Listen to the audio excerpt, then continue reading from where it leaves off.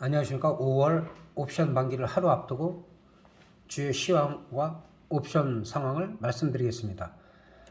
파생하시는 분들이 좀 많이 보시는 것 같고, 그다음에 주식하시는 분들도 선물 흐름은 좀 아시는 게 좋아요. 선물이 먼저 움직이기 때문에 우리 시장 같은 경우는 꼬리가 몸통을 흔드는 그 웹도덕 현상이 계속 나타나고 있기 때문에 선물에서 시장을 갖다가 올라가지 않고 뺄 때는 주식들이 뭐 테마주나 아니면은 코스닥 일부 종목 외에는 주가가 꺾이는 경향이 많이 있기 때문에 제가 지지난 중간부터 현금화가 필요하다 한 70% 정도 그렇게 해서 말씀을 드렸습니다.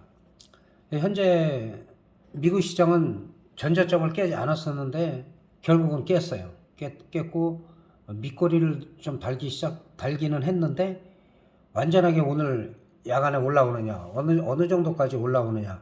근데 미국 같은 경우는 늘 말씀드리지만 또 빠르게 하라 그러면은 상승도 빠르게 되는 경향이 있기 때문에 그런 부분을 좀 신경을 쓰시면 될 것 같습니다.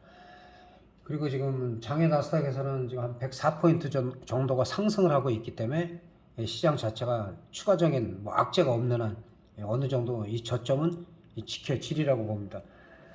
다른 이유가 있는 것이 아니라 강한 상승을 보이면서 분위기가 반전될 수가 있었는데 또 매파 발언, 또 0.75를 아주 안 하는 게 아니다라는 식으로 0.5 bp를 올려갖고 인플레이션이 잡히지 않으면은 0.75도 안 한다는 것은 아니다. 애매한 또 발언 때문에 또 시장이 이렇게 크게 흔들린 겁니다.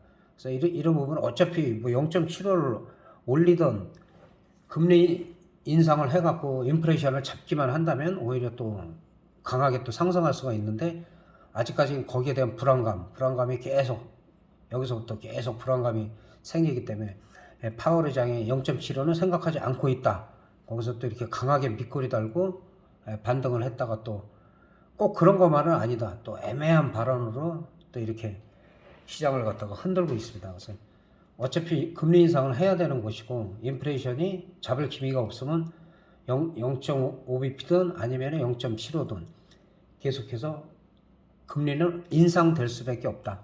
그래서 그런 부분에 있어서 지금 글로벌 시장은 금리 인상 여파로다가 계속 흔들리고 있다는 거. 이 부분은 뭐 한 2년 전부터 제가 양적 완화 할 때 이런 때가 온다고 계속 말씀을 드렸고, 그리고 우리 시장 같은 경우는 저점을 또 깼어요.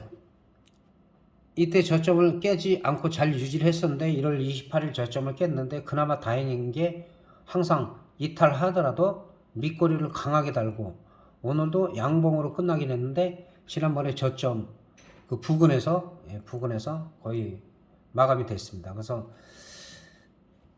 내일 같은 경우는 상승폭이 엄청나게 강하기보다는 이 갭을 메꾸는 정도, 코스피 같은 경우는 한 2610 정도, 이 정도 올라올 여력이 있는데 만기 때는 변수가 많아요. 만약 수급이 한쪽으로다가 매도로다가 몰린다든가 하면 또 외국인들이 갑자기 또 뭐 몇십 포인트 올릴 수가 있기 때문에 그 만기 전후로 해서는 장담할 수가 없다는 거.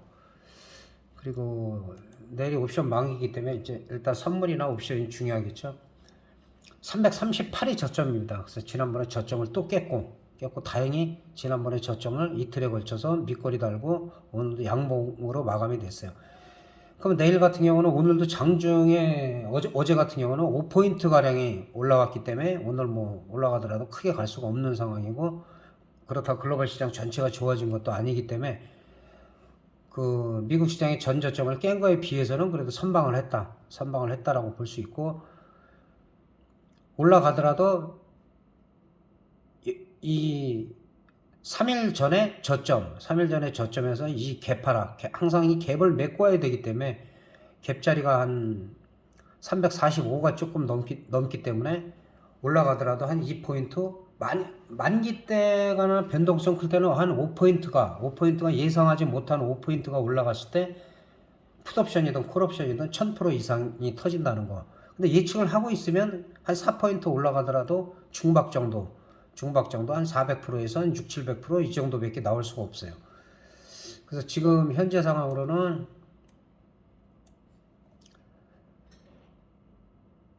343.4 정도가 되기 때문에 342와 345 사이, 이 사이가 등가격으로 지금 형성이 돼 있어요. 그래서 지난번에 말씀드렸던 2점대까지 낮아졌는데, 그러면 콜옵션은 늘 말씀드리지만은 2호가 이 정도로 매매하는데 350 같은 경우는 터지더라도 위험하기 때문에 이쪽은 아예 매매 안 하는 것이 낫고, 풋도 마찬가지로 340 이하로는 아예 매매를 안 하는 게 낫습니다. 그런데 지금 딴 때보다 이게 상당히 압축이 돼 있어요. 이 얘기는 뭐냐면, 지금 현재 상황에서 콜옵션이 345나 347.5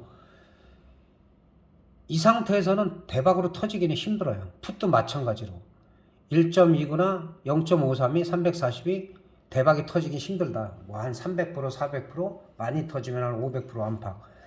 그런데 여기서 이제 양풀이를 죽이든지 어느 한쪽이 미장이 올라가더라 하더라도 어설프게 갭이 떠가지고 오히려 프리미엄으로 많이 죽인 다음에 많이 죽여서 현재보다 최소한 3분의 1에서 5분의 1 이상 프리미엄을 죽은 상태에서는 또 터질 수도 있어요.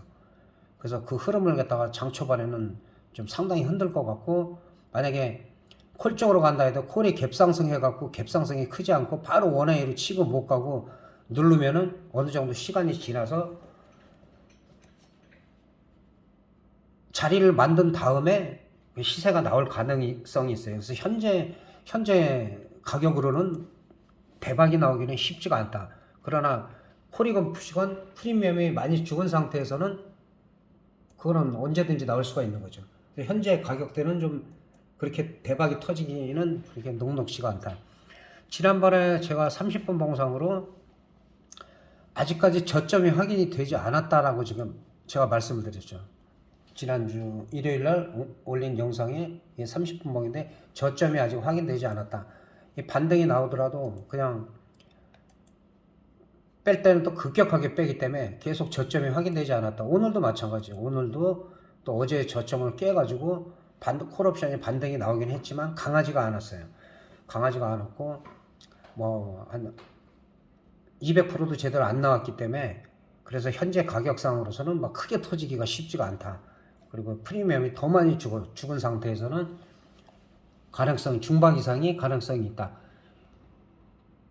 그리고 외국인 같은 경우도 지금 347하고 337을 갖다가 양매수를 많이 했어요. 그러니까 아직 기대감이 있다는 거죠. 이게 프리미엄이 죽어서 터지던, 터지고 죽을 수도 있어. 347은 345 정도 안팎에서 만약에 행사가 되면 콜 쪽에서는 될 가능성이 있고, 현재 풋으로서는 계속 빠졌기 때문에 특별하게 뭐 그렇게 많이 빠질 건 없어요. 근데 풋옵션 같은 경우는 지난번에 4월 9일부터 해갖고 3분의 1 동안 한 외가격 한 700% 정도가 올라갔는데, 뺄 때는 또 이틀 동안 무자비하게 뺐죠. 무자비하게 빼서 여기도 마찬가지로 크게 올라간 게 없다. 100%도 올라간 게 없기 때문에 내일 같은 경우는 이 자리에서 대박이 나기가 힘들다고 제가 말씀드리는 거고, 그 다음에 풋옵션 같은 경우는 342.5 정도가 내일 0.74, 일단은 여기가 지켜지느냐, 여기가 깨지면 한 0.3대 0.18대에서는 터질 가능성이 있어요. 거기까지 밀린다면.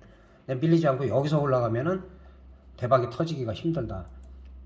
콜옵션도 마찬가지고 오늘의 저점이 0.47인데 마찬가지로 0.18에서 0.3대까지 만약에 이게 빠지느냐, 빠져가지고 횡보를 어느 정도 하든지 쌍바닥을 만들든지 하면은 한번 노려볼만 해요.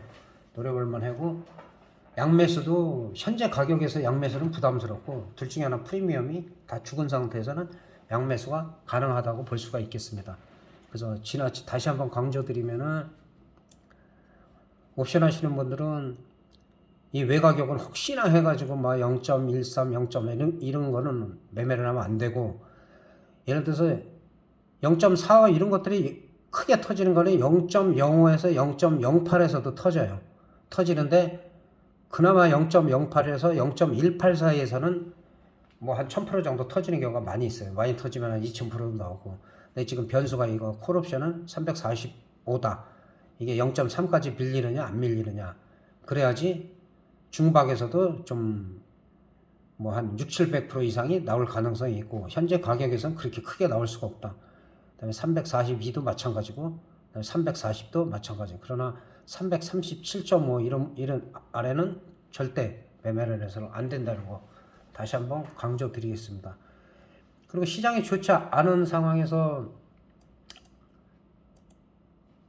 일단은 주식하시는 분들은 몇 종목만 제가 말씀을 드리면, 항상 제가 우량주를 말씀드리는 거는 영상이기 때문에 사실 뭐 싼 주식이 눈에 보이는 게 많이 있어요. 그렇지만 영상에다가 제가 그 싼 주식을 올릴 수는 없고, 그거는 여러 가지 이유가 있습니다. 어떻게 보면은 막 한때 막 모 경제 TV에서 정말 대단하신 그분이 말씀만 하면 다 올라갔어요. 그런 분이 결국은 작전주 잘못 건드려갖고 주위 사람들 뭐 수백억 이상이 한순간에 날아간 적도 있고, 그런 사례를 저는 너무 많이 봐왔기 때문에, 그래서 일단은 영상에는 안정적인 종목을 기준으로 해서 올리는 겁니다. 시장이 좋지 않은 상황에서도 지난번에도 제가 로또 쇼핑 계속 말씀드렸죠. 여기가 저항 2차, 3차, 현재 2차 저항 위에서 박스를 그리고 있기 때문에 그닥 나쁘지가 않다. 그리고 오늘 같은 경우도 4%가 올라갔기 때문에 견조한 모습이다. 그러나 제대로 가려면 10만 원대가 넘어가야지 좀 강한 탄력을 받을 수가 있다는 거. 그래서 일단은 이 3차 저항, 1차, 2차, 3차 저항을 뚫었을 때는 뭐 그때는 만원 단위가 아니라 한 2만 원 단위도 봐줄 수가 있습니다.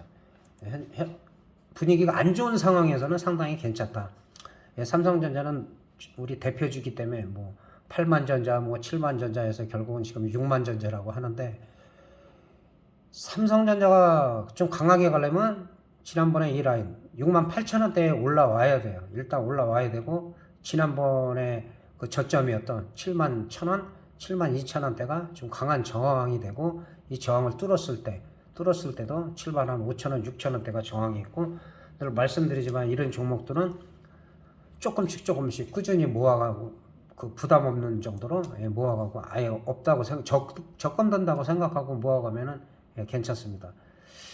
SK텔레콤도 늘 말씀드렸지만 잘 올라갔죠. 저항선 다 뚫었고 올라갔다가 다시 내려와서 지지 잘 됐고, 그다음에 일단은 6만 원하고 6만 3천 원대를 과연 돌파를 하느냐. 그 이후에는 이제 추가 상승이 좀 가능하고, 지금 같이 장이 안 좋은 상태에서는 흐름이 괜찮다는 거. 그리고 지난번에 기아 한번 말씀드렸죠. 기아를 이 정도에서 제가 여기가 바닥, 그다음에 1차 저항, 2차 저항, 3차 저항까지 단비리 이거 라인을 쳐놨는데 거의 강력하게 지금 뚫고 올라가고 있어요. 그래서 지금 한 8만 9천 원대, 9만 원대를 넘어가냐 못 넘어가냐, 이 정도에서는 한번 또 저항이 걸릴 가능성이 있어요. 항상 제가 라인 친 데가 보면 저항을 좀 강하게 받고 여기를 뚫었을 때 좀 강하게 올라가는 그런 모습을 보이고 있습니다. 그래서 일단은 만기 전이나 만기 일주일 전부터 보면은 파생하시는 분들이 좀 많이 보세요. 많이 보시기 때문에 파생 위주로 제가 늘 2년 전부터 거의 만기 전이나 만기 시황을 완벽하게 틀려본 적은 거의 없어요. 한 7, 80%는 거의 적중을 하고 그 이상 될 때도 있고, 가격대까지 정확히 맞힐 경우도 있었는데, 어쨌든 조금씩 분석을 하시면서 항상 만기 때는 큰 돈으로 크게 벌라고 하지 말고 작은 돈으로 조금 더 크게 벌 수 있는 그런 구조로 가는 게 유리하다는 거 다시 한번 말씀드리고, 내일은 수급으로다가 특히 외국인들이 뭐 아직까지도 계속 주도를 하고 있기 때문에 그런 동향을 잘 살펴보시면서 내일 만기 잘 마무리하시기 바라겠습니다. 감사합니다.